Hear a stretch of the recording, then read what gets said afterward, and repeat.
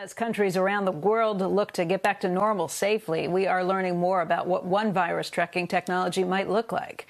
Yesterday, Apple and Google revealed what the code could eventually look like for apps that trace users and tell them if they've been near anyone who's been diagnosed with COVID-19. That technology relies on Bluetooth signals and could go live by the middle of this month. Joining us right now to talk about the virus tracing, as well as the embedded privacy debate that goes along with that, is Alexis Ohanian. He's Initialized Capital's co-founder and managing partner. He's also the co-founder of Reddit. And Alexis, it's good to see you. Yeah, likewise. Wish it could be under different circumstances. Yeah, me too. I've been following you, kind of watching how you're tracking everything that's going. And I know that you have a lot of different projects that you're working with when it comes to coronavirus and how to try and battle that on some fronts. But why don't we just start talking about the whole idea of tracking? I mean, you know the digital community pretty well. You helped build it with Reddit.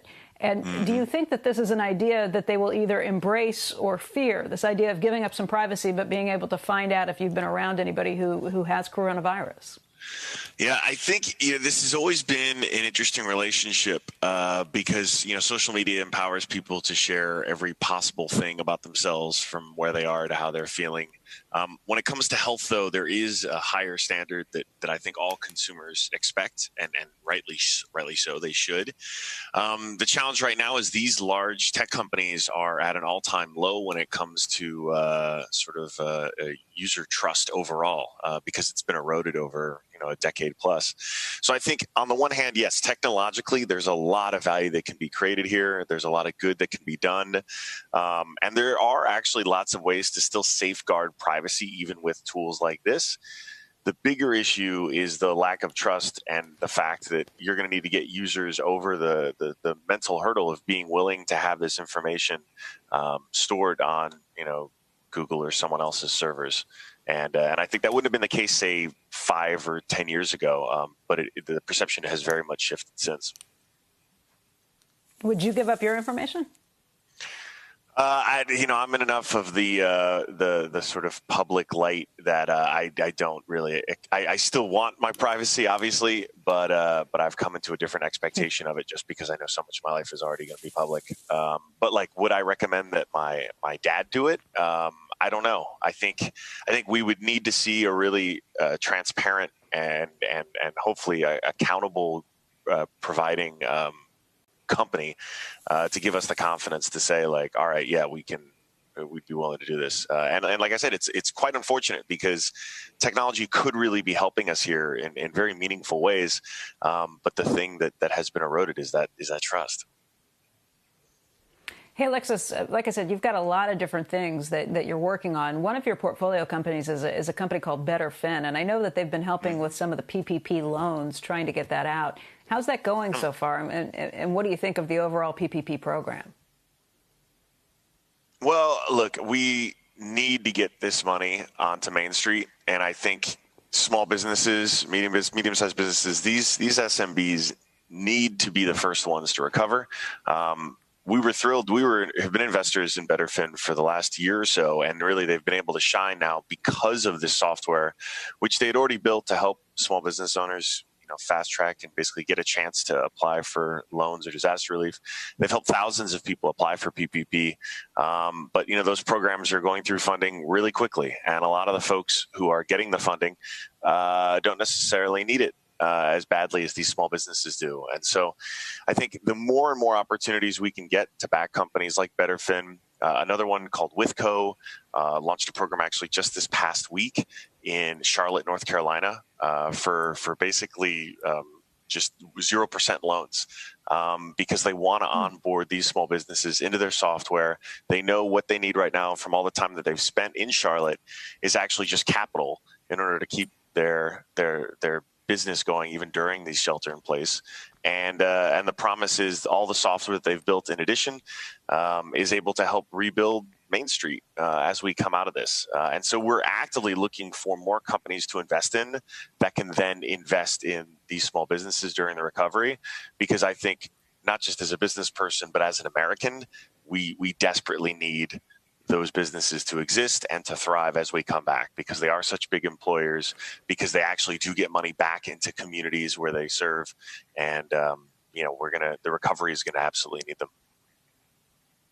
Hey, Alexis, I think the big banks, though, are getting a little bit of a bad rap in all of this. I mean, they are responsible for a lot of small businesses, too. I think J.P. Morgan alone represents about 7% of all small businesses in America. You've got a similar percentage that's represented by Wells Fargo and a similar percentage represented by Bank of America.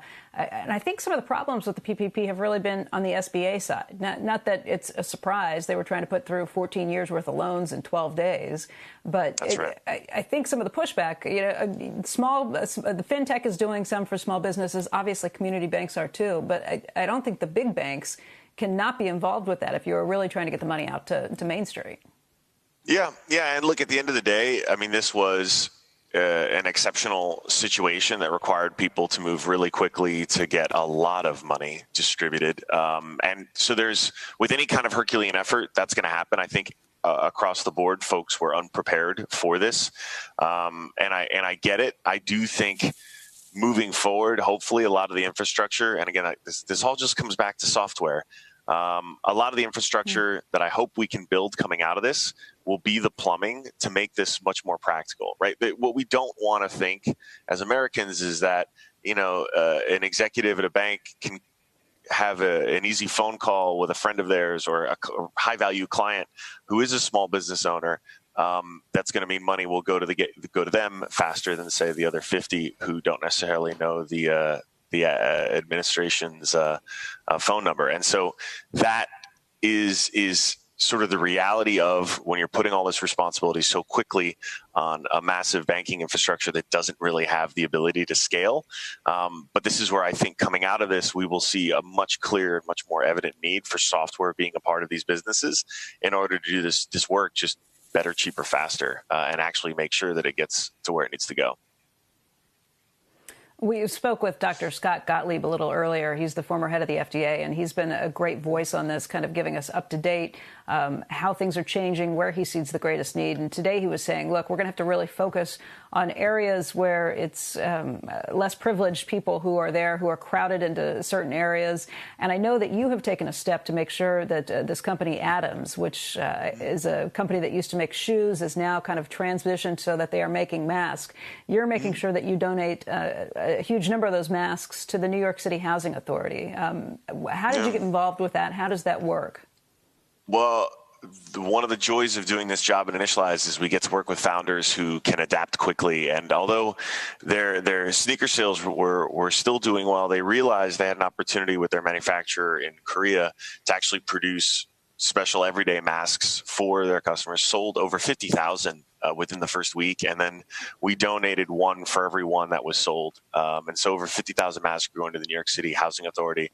To your point, communities of color, poor Americans are going to be, those two groups are going to be disproportionately affected by this, just because of all the sort of structural problems we have. And so I think at the end of the day, we are all Americans. We are all dealing with this challenge together.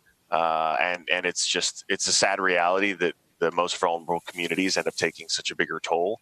But I've been heartened by the fact that nonprofits as well as for-profits like Adams have been actively working to try to serve the communities in which they work.